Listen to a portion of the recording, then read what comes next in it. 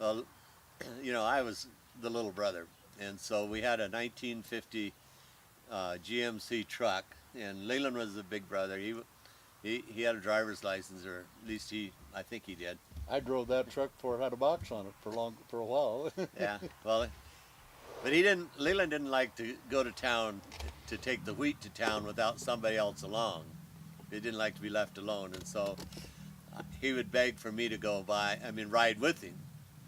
And I think it was Thompson girls lived in this house somewhere's a little bit west of Andes, and he would always, he would prefer to go to Culbertson and drive by their house in hopes that he would be able to wave at him as we went by. I didn't do that, did I?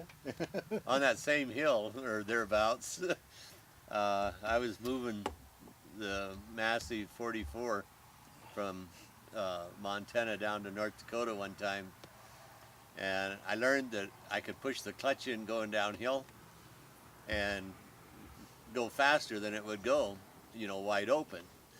And that was working pretty good, and I did that on that hill, and there was some ruts and stuff in it. Well, I didn't dare push the clutch back in, let it out. I had to let it roll, and I don't know how fast I was going, but I think I was doing over 30, and it was designed to run about 15 or 12. I know that Fraser car would go 100. That's it. Well, he would find a way to like a horse.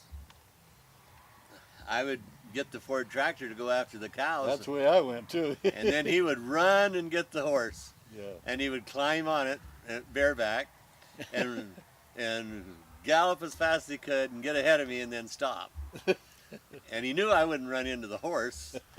And he would do that until I'd finally have to turn around and go back. And I think usually what I did is I'd go back and park the tractor and go to the house, and then he had to go get the cows.